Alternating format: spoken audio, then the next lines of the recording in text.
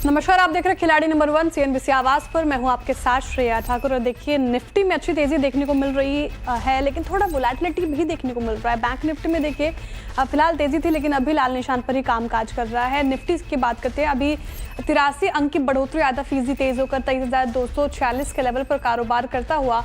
वहीं bank Nifty काफी ज्यादा वोलेटाइल आज के सत्र में, अभी कुछ देर पहले डे हाई के आसपास था बैंक निफ्टी, लेकिन अभी देखिए वहां पे थोड़ा दबाव देखने को मिल रहा है। लाल निशान पर फिलहाल आपको दिखेगा बैंक निफ्टी, और 23 अंकों से ज़्यादा की यहाँ पे गिरावट देखने को मिल रही है। और थोड़ा अभी देखिए फिर से तेज, काफ़ी ज़्यादा वोलेटिलिटी बैंक निफ्टी में स्पेशली आज के सेशन में देखने को मिल रहा है। 49,180 के लेवल पर ये कारोबार करता हुआ। मिड कैप देखिए यहाँ पे भी वोलेटिलिटी है, और लेकिन फिर भी 90 अंक ऊपर और 52,808 के स्तर पर काम कर रहा है। स्मॉल कैप में अच्छी रिकवरी, और कल भी तेज था, आज भी तेजी, यहाँ पे 100 अंकों से ज़्यादा की तेजी 16,653 के लेवल पर कामकाज करता हुआ। ब्रेथ देखिए तो बढ़ने वाले स्टॉक्स की संख्या ज़्यादा दिखेगी, 1745 है, गिरने वाले 745 हैं। तो ब्रेथ अभी बाजार की अच्छी लग रही है। कॉन्ट्रीब्यूटर्स आपकी स्क्रीन पर रखते हैं, निफ्टी को कौन आज पुश करता हुआ नजर आ रहा है। बजाज फाइनेंस देखिए, नतीजों के बाद ये स्टॉक उछल गया, 15 अंकों की तेजी यहाँ पे। भारतीय एयरटेल कल दबाव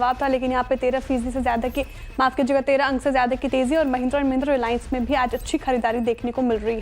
वहीं टाटा मोटर्स नतीजों के बाद ये फिसला, 21 अंकों से ज्यादा की गिरावट। इन्फोसिस और जैसे स्टॉक्स ड्रैग करते फिलहाल दिखेंगे आपको। वहीं बैंक निफ्टी में हैवी वेट जैसे HDFC bank, IndusInd bank, bank of Baroda, IDFC first bank तेज कर रहे हैं बैंक निफ्टी को, लेकिन ICICI, कोटक और फेडरल AU स्मॉल बैंक्स फिलहाल बैंक निफ्टी को कहीं ना कहीं ड्रैग करते हुए, और काफ़ी ज़्यादा वोलेटिलिटी बैंक निफ्टी में फिलहाल देखने को मिल रही है।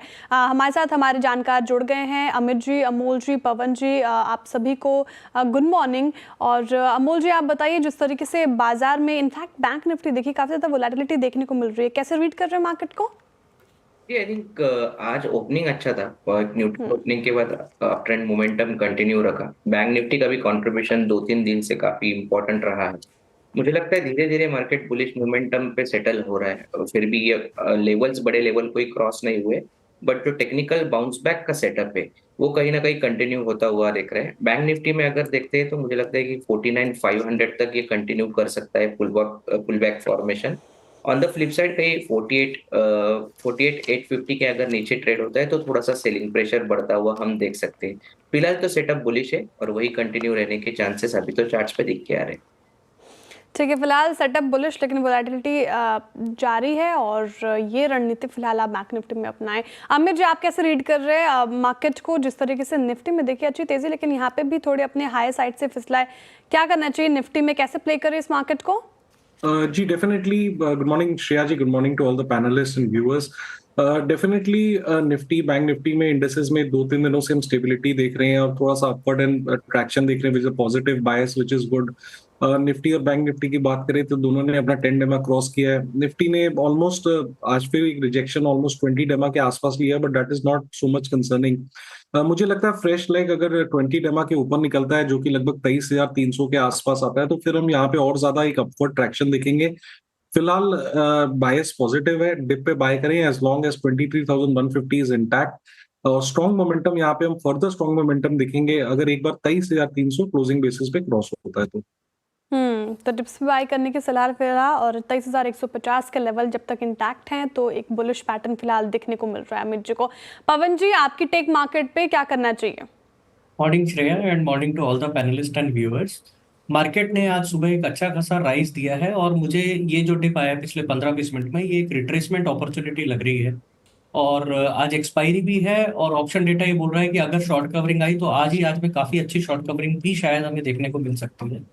तो मार्केट बुलिश लग रहा है। 23,150 एक मेरा हार्ड स्टॉप लॉस होगा। 23,150 के ऊपर मैं कंटिन्यू लॉन्ग ही रहते। ठीक है, 23,150 जैसा अमित जी ने भी मेंशन किया, उसके ऊपर रहे तो लॉन्ग रखे। और ये फिलहाल हमारे तीनों जानकारों से रणनीति इंडेक्स के ऊपर आती हुई। अब रखते हैं टॉप कॉल्स हमारे जानकारों के। क्या टॉप कॉल्स उनके रहे उस पर एक नज़र रहेगी, फिर रिटर्न कार्ड पे नज़र रखेंगे। और देखिए आप अपनी स्क्रीन पे अमोल जी का टॉप कॉल इंडसइंड बैंक यहाँ पे 2.5% की करीब तेजी, अमित जी का टॉप कॉल हैल यहाँ पे भी 2.5% तेजी, और पवन जी का टॉप कॉल एसबीआई यहाँ पे भी 1.5% से ज्यादा की तेजी। अब रिटर्न कार्ड रखी पोर्टफोलियो पे, क्या स्थिति, कौन आगे महामुकाबले में फिलहाल देखने को मिल रहे हैं। और अगर हम रिटर्न कार्ड देखें तो वहाँ पे देखने को मिलेगा आपको अमोल जी का पोर्टफोलियो 9% से ज़्यादा हो गया है, दूसरे पायदान पे पवन जी बने हुए हैं, 1.5% के करीब इनका पोर्टफोलियो तेज़ है। वहीं अमित जी ने भी इम्प्रूव किया है और पॉजिटिव टेरिटरी में आने की पूरी कोशिश, लेकिन फिलहाल अभी डाउनसाइड ही है इनका पोर्टफोलियो। चलिए अब पिक्स की शुरुआत करते हैं, लेकिन अमोल जी का रखते हैं पोर्टफोलियो स्क्रीन पर। क्या स्थिति वहाँ पे देखने को मिल रही है, कहाँ से उन्होंने प्रॉफिट बुकिंग की, कहाँ से एग्जिट। और देखिए उन्होंने संवर्धना मदरसन से एग्जिट किया है, हीरो मोटोकॉर्प और इंडसइंड बैंक को भी फिलहाल होल्ड करके चल रहे हैं। अमोल जी अपना पिक बताइए आप आज के लिए। जी, जियो फाइनेंस के साथ जाना चाहूंगा मैं। 238.5 के आसपास चल रहा है। पोजिशनल पॉइंट ऑफ व्यू से देख रहा हूँ 255 258 तक के लेवल्स आ सकते हैं। स्टॉप लॉस उसका रहेगा 231। फाइनेंशियल स्टॉक्स में थोड़ा सा पॉजिटिव मोमेंटम बढ़ता हुआ हम देख रहे हैं। जियो फाइनेंस में अगर हम देखते हैं तो एक बड़ा करेक्शन स्टॉक में हुआ है, तकरीबन 20% से ज्यादा करेक्शन हुआ है। लेवल्स अच्छे हैं, रिवर्सल फॉर्मेशन दिखा रहा है। आई थिंक ये सेटअप कंटिन्यू रहा तो जियो फाइनेंशियल में एक टेक्निकल बाउंस बैक एक्सपेक्ट किया जा सकता है। ठीक है, जियो फाइनेंस यहाँ पे 255 का टारगेट लेके चले, वहीं स्टॉप लॉस 231। और एक डिस्क्लेमर हमारी तरफ से, ये हमारी पेरेंट कंपनी से एसोसिएटेड है, तो कोई भी खरीद फरोख्त आपको करनी है तो अपने पर्सनल फाइनेंशियल एडवाइजर की सलाह के साथ ही ऐसा करें। तो जियो फाइनेंस अमोल जी की बाई साइड के पिक। और अब रखते पोर्टफोलियो आपका अमित जी का पोर्टफोलियो रखते हैं स्क्रीन पर, वहाँ पे क्या स्थिति, कहाँ से उन्होंने एग्जिट लिया है, प्रॉफिट बुकिंग वो हमारे दर्शकों के सामने रखते हैं, फिर लेंगे उनसे पिक। यहाँ पे अमित जी ने हैल को अभी होल्ड रख रहे हैं और इंडियन होटल्स को भी फिलहाल होल्ड ही रखा है। अमित जी क्या सुझा रहे हैं आप, मार्केट में तेजी, तो क्या बाय साइड की ट्रेड आपकी तरफ से? जी इनफैक्ट बाय साइड की ट्रेड रही है, स्पेशली जहाँ पे एक शॉर्ट कवरिंग की अपॉर्चुनिटी है, that can give an upthrust. जो भी स्टॉक सपोर्ट से घूम रहे हैं वहां पे हमारा रुझान रहेगा। एंड मैंने आज के सत्र में चूज किया कोल इंडिया, लगभग 385 के लेवल्स पे ट्रेड कर रहा है। कोल इंडिया का स्ट्रक्चर अगर देखें तो stock is trying to reverse from an important support zone. Stock ने अपना 10 और 20 डेमा भी रिकवर किया है, 50 डे तक जाने का पॉसिबिलिटी है यहाँ पे, तो इसे बाय करें। 375 का स्टॉप लॉस रहेगा और टारगेट्स हमारे रहेंगे 410 के। ठीक है, कोल इंडिया बाय साइड की ट्रेड यहाँ पे 1.5% से ज़्यादा की तेज़ी आपको फिलहाल देखने को मिल रही है, और स्टॉप लॉस आपको मेंटेन करना है 375 का, वही टारगेट आप 410 का लगाकर चले कोल इंडिया में। अब चल रखते पवन जी का पोर्टफोलियो स्क्रीन पर, वहाँ पे क्या स्थिति नज़र आ रही है। उनके बाद पिक्स की शुरुआत होगी। डिलीवरी उन्होंने देखिए प्रॉफिट बुकिंग कर ली है यहाँ से, एसबीआई को फिलहाल होल्ड रख रहे हैं। पवन जी आप क्या पिक कर रहे हैं आज मार्केट को देखते हुए? मुझे लगता है कि इस बाजार को यहाँ से तेजी के मोमेंटम में ले जाने के लिए रिलायंस का काफी अच्छा रोल रहेगा, और रिलायंस ने एक काफी अच्छे ड्रॉप के बाद कंसोलिडेशन करके आज एक ब्रेकआउट दिया है, तो मैं रिलायंस के साथ यहाँ लॉन्ग जाना चाहूंगा। अभी 1243.25 का भाव चल रहा है, और यहाँ पर मैं इसको लॉन्ग करूंगा 1300 के टारगेट के लिए, और 1225 का मेरा स्टॉप लॉस रहेगा।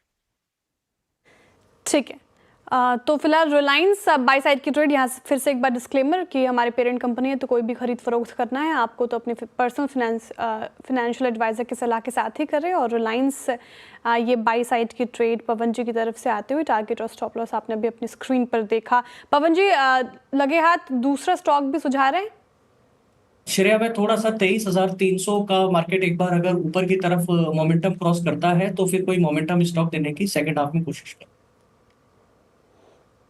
ठीक है, तो फिलहाल थोड़ा सा इंतजार करेंगे पवन जी, जिस तरीके से बाजार में मोमेंटम देखने को मिल रहा है। चलिए अब बात करते हैं जिंदल स्टेनलेस के मैनेजमेंट से। तीसरी तिमाही में कंपनी के नतीजे सुस्त रहे हैं, थोड़े वीक ही नजर आए। मुनाफा 5.5% और EBITDA में 3% का दबाव रहा। मार्जिन भी देखें तो 1.5% गिरे हैं, हालांकि रेवेन्यू में 8.5% की ग्रोथ तो दिखी है। नतीजे और ग्रोथ आउटलुक पर बातचीत करने के लिए हमारे साथ जुड़ रहे हैं कंपनी के ग्रुप CFO और ED अनुराग मंत्री जी। Anurag ji very good morning, स्वागत है आपका CNBC आवाज़ पर। और सर पहला सवाल तो ये रहेगा कि मार्जिन पर थोड़ा दबाव देखने को मिला है, कोई खास वजह रही इसकी? श्रेया, मार्जिन पे दो इम्पैक्ट रहे। एक तो जो हमारा प्रीमियम एक्सपोर्ट मार्केट्स हैं जो यूरोप एंड यूएस, तो Europe, most of the European economies are right now under pressure, so European economies are not growing, so Europe के एक्सपोर्ट बहुत सबड्यूड रहे। एंड सेकंड, यूएस मार्केट्स भी नीचे रहे। उसमें एक और इम्पैक्ट था जो समुद्री भाड़ा है वो बहुत इंक्रीज रहा, क्योंकि बीच में वेस्ट एशिया वॉर हो गई और रेड सी के थ्रू जो लंबा रूट लेना पड़ा रेड सी क्राइसिस के कारण, उसके कारण समुद्री भाड़ा भी ज्यादा रहा। इसके चलते हमने हमारे एक्सपोर्ट एक्चुअली 26% गिरे हैं इस साल, अगर एज कम्पेयर टू, अगर मैं ऑन ए 9 मंथ बेसिस पे देखूं तो 9 वर्सेज लास्ट ईयर 9 मंथ। लेकिन डिस्पाइट हमने, आपने देखा होगा कि 8% की वॉल्यूम ग्रोथ दी है, क्योंकि हम मार्जिन पुश करते वॉल्यूम पुश कर सके इन द डोमेस्टिक मार्केट, जो कि हमारी क्योंकि फ्लेक्सिबल स्ट्रेटेजी है और हम कुछ नए सेगमेंट्स को कैप्चर कर चुके, लाइक जैसे प्रोसेस इंडस्ट्री में एथेनॉल है, या पाइप एंड ट्यूब के industrial pipe and tube segment है, लिफ्ट एंड एलिवेटर सेगमेंट है, इसके चलते हमारे वॉल्यूम्स स्टिल बढ़े हैं। तो अगर मैं देखूं तो जियोपॉलिटिकल, अगर ओवरऑल देखें तो ग्लोबल मार्केट्स क्योंकि अंडर प्रेशर थे, जो इकोनॉमीज एंड बहुत टर्मोइल था, और डोमेस्टिक मार्केट में बहुत डंपिंग हो रही है चाइना की। इसके बावजूद हमने 8% की 8 से 9% की वॉल्यूम ग्रोथ हम इस साल दे पाएंगे, तो which is almost 95% of what we actually guided last quarter. तो वॉल्यूम हम स्टिल मेकअप कर पा रहे हैं। मार्जिन की जो आपने बात की, तो अगर मैं देखूं तो JSL और JUSL जो हमारी 100% सब्सिडरी है, उसको मिला के दोनों के हमारे जो EBITDA पर टन है वो हम जो टारगेट कर रहे हैं, अभी हमारा ऑलमोस्ट 20,000 के ऊपर चल रहा है, 20,000 रुपए पर टन के। हम जो टारगेट कर रहे हैं कि इस साल के एंड में, by March end also we should be able to maintain that 20,000 रुपए पर टन का मार्जिन। तो हमारी जो वो भी, मतलब हम despite the all the challenges जो हमने फ्लेक्सिबिलिटी रखी है in terms of the capturing the new geographies, capturing the new segments in the domestic market, तो उसके चलते हमारा वो EBITDA का अचीवमेंट भी ऑलमोस्ट 95% जो हमने लास्ट टाइम गाइड किया था उसके है। तो अगर आप बाकी कंपनीज, मेटल कंपनीज और स्टील के मुकाबले देखें, तो हम एटलीस्ट जो हमारी एजिलिटी है उसके कारण हम बेटर कर पा रहे हैं। लेकिन इसमें एक बहुत बड़ा जो सेटबैक हमारे को लग रहा है वो डोमेस्टिक मार्केट में लग रहा है, क्योंकि डंपिंग चाइना की बहुत, और चाइना की डंपिंग और वियतनाम के थ्रू डंपिंग बहुत ज्यादा है। तो उसको एक हमने गवर्नमेंट को ऑलरेडी एक प्रपोजल जो DGTR के पास फाइंडिंग गई हुई है, जिसमें 25% सेफगार्ड ड्यूटी की बात की हुई है, तो वो उससे थोड़ा सारे स्टेनलेस स्टील प्लेयर को एक लेवल प्लेइंग फील्ड मिलेगा कंट्री में। बिल्कुल सर, इस पे बात करूंगी मैं, और डोमेस्टिक मार्केट पे भी जिस तरीके से आप इसमें चैलेंजेस देख रहे हैं। लेकिन सर, आपने एक्सपोर्ट की बात की, आपने कही कि एक्सपोर्ट गिरा है, लेकिन सर क्या लग रहा है आपको कि आने वाले वक्त में इसमें इम्प्रूवमेंट देखने को मिल सकता है? अगर हाँ, तो कौन से कॉन्ट्रीब्यूटर्स लग रहे हैं आपको कि यहाँ पे इम्प्रूवमेंट दिला सकते हैं? साथ ही डोनाल्ड ट्रंप के वापस आने से अमेरिका में क्या स्थिति आपको उभरती नजर आ रही है? क्या पॉजिटिव हो सकता है ये भारत के लिए, स्पेशली आपकी कंपनी के लिए? तो एक्सपोर्ट मार्केट को मैं दो पार्ट में करता हूँ। हमारे दो की मार्केट हैं, एक यूरोप है। यूरोप अभी हमको लग नहीं रहा कि बहुत इकोनॉमीज अभी इमीडिएटली शो है sign of very high growth, तो यूरोप हमको लगता है कि थोड़ा सबड्यूड रहने वाला है, but we'll have to watch. US market में अगर मैं डिमांड की बात करूं तो डोनाल्ड ट्रंप के आने से जो एक सुनने में आ रहा है, जो एक जनरल कंसेंसस है कि he is going to push the infra spend in the US. अगर यूएस में देखेंगे तो डिमांड सप्लाई स्टेनलेस स्टील में गैप है right now, the supply is shorter than the demand, and अगर इंफ्रा का पुश आया तो डिमांड वहां की अच्छी बढ़ सकती है, तो उसके चलते US market can improve better.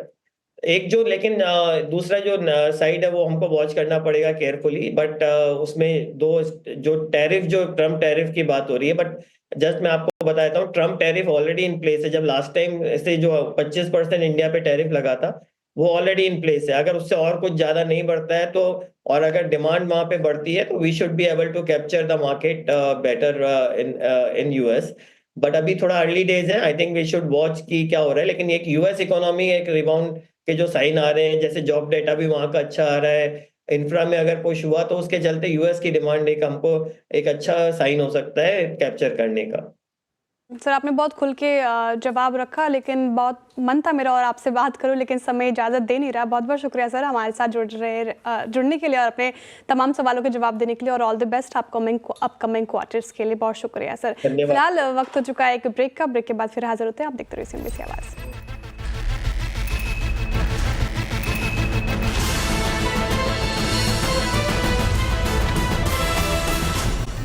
देखिए, अब बात करते हैं सेबी ने फिन इन्फ्लुएंसर्स को लेकर क्या अपडेट जारी किया है, उसके ऊपर गार्ड गिरी है या फिर क्या बड़े बदलाव किए गए हैं, ये बताने के लिए हमारे साथ जुड़ रहे हैं यतिन जी। यतिन जी, बताइए क्या है खबर।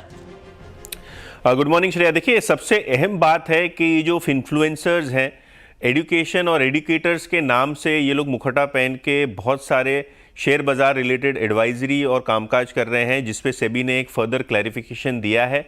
ऑब्वियसली जो पुराना सर्कुलर था, यहाँ तो बोला ही गया था कि जो इन्फ्लुएंसर्स हैं, अगर वो एजुकेशन और एडुकेटर्स की तरफ अपना जो कंटेंट बनाते हैं तो वो एडवाइजरी रोल में या किसी प्रकार के स्टॉक टिप्स के रोल में नहीं रहेंगे। इनफैक्ट अब एडुकेटर्स का मुखौटा भी नहीं पहन पाएंगे इन्फ्लुएंसर्स। सेबी ने कहा है कि market educators market live price भी नहीं एक्सेस कर पाएंगे। 3 महीने पुराने प्राइस पे आपको जो है बातचीत करनी होगी। जहाँ तक कि मार्केट और स्टॉक रिलेटेड एजुकेशन का सवाल है, तो करंट प्राइस को लेके भी एक क्लैरिफिकेशन आया है कि जो दाम है शेयर बाज़ार के, लाइव प्राइस है, वो यूज़ नहीं कर पाएंगे एडुकेटर्स। इसके अलावा जो बड़ी गाज ये है कि स्टॉक मार्केट के नाम से कोई प्रकार का एजुकेशन या एडुकेटर का ऐसा आप मुखौटा भी नहीं पहन पाएंगे। सबसे बड़ी बात यह है कि जो अनरजिस्टर्ड लोग हैं, उसके साथ जो है मार्केट जो इंस्टीट्यूशंस हैं, जैसे स्टॉक एक्सचेंजेस, जैसे ब्रोकर्स, डिपॉजिटरीज, उनको कोई प्रकार का एसोसिएशन नहीं रखना होगा। अगर अनरजिस्टर्ड लोग अपनी एडवाइस देते हैं, अपने स्टॉक परफॉर्मेंस की बात करते हैं, अपने पोर्टफोलियो परफॉर्मेंस की बात करते हैं, तो ये क्लियरली गैर कानूनी माना गया है। और क्लियरली जो एजुकेशन है, जो एजुकेशन रिलेटेड कंटेंट है, उसको एकदम अलग कर दिया गया है और जो एडवाइजरी रोल है उसको बिल्कुल अलग कर दिया गया है। इनफैक्ट अगर आप सादी सी बात भी देखें तो यूट्यूब के ज़रिए भी बहुत सारे एड्स आते थे ब्रोकरेजेस के, इन्फ्लुएंसर्स के ज़रिए, एडुकेटर्स के ज़रिए। उस पर भी कहीं ना कहीं सेबी ने एक डेफिनेशन किया है जिसके कारण उसका मिसयूज़ ना हो सके। तो एक बड़ा फैसला और बड़ा सर्कुलर सेबी का, जिसके अंदर जो इन्फ्लुएंसर्स है अभी एडुकेटर्स के रोल के अंदर रह के स्टॉक टिप्स या कोई प्रकार का रिकमेंडेशन नहीं दे पाएंगे। बिल्कुल, सेबी ने सख्त रुख अपनाया है इन्फ्लुएंसर्स के ऊपर। एडुकेटर्स के रूप में वो कामकाज नहीं कर सकते, साथ ही स्टॉक टिप्स भी देना मना किया गया है। तो ये बड़ी जानकारी फिलहाल इस वक्त की आपके लिए हम लेकर आए हैं। शुक्रिया यतिन जी तमाम जानकारी के लिए। वक्त हो चुका है छोटे से ब्रेक का। ब्रेक के बाद फिर हाजिर होते हैं। आप देखते रहिए CNBC आवाज़।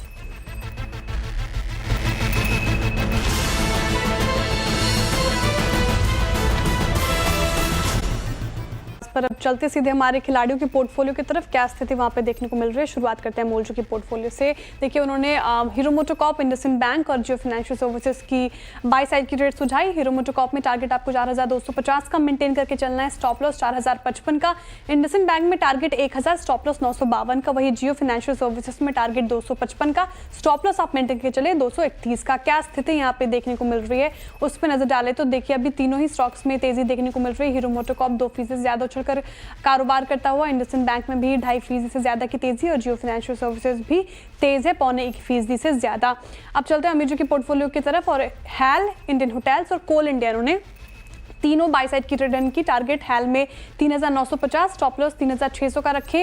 इंडियन होटल्स में टारगेट 820, स्टॉप लॉस 750 का रखे। वही कोल इंडिया में टारगेट 410, स्टॉप लॉस 375 का रखे। यहाँ पे क्या एक्शन फिलहाल देखने को मिल रहा है, उस पर नजर डालेंगे। कौन से स्टॉक अप और कौन थोड़ा डाउन है, तो देखिए तीनों ही स्टॉक्स अभी हरे निशान पर कारोबार करते हुए। कोल इंडिया में 0.25% और इंडियन होटल्स में भी 0.25% की तेजी। वहीं हैल में अच्छी तेजी 2.5% से ज्यादा तेज होकर कारोबार करता हुआ।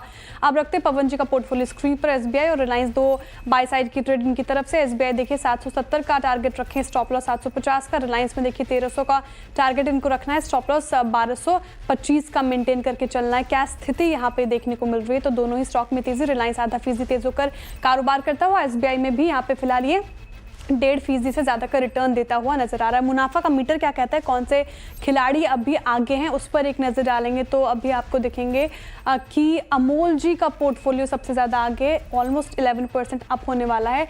और दूसरे पायदान पर अब अमित जी पहुंच गए हैं। देखिए इनका पोर्टफोलियो 2.25% से ज्यादा तेज हो गया है। और पवन जी अभी तीसरे पायदान पर 1% से ज्यादा की पोर्टफोलियो में इनकी तेजी इनके पोर्टफोलियो में देखने को मिल रही है। चलिए, बहुत बहुत शुक्रिया आप तीनों को हमारे साथ जुड़े रहने के लिए। Gentleman, all the very best. कोई भी अपडेट आपकी तरफ से हम लेकर आएंगे मिड कैप मंत्रा में। और अब एक और इनफैक्ट ट्रेडिंग सेशन बाकी है, तो खिलाड़ी नंबर 1 का ताज किसके ऊपर सजता है वो देखने वाली बात होगी। चलिए मुलाकात होगी सीधे कमाई के अड्डा में, तब तक के लिए देखते रहिए CNBC आवाज़।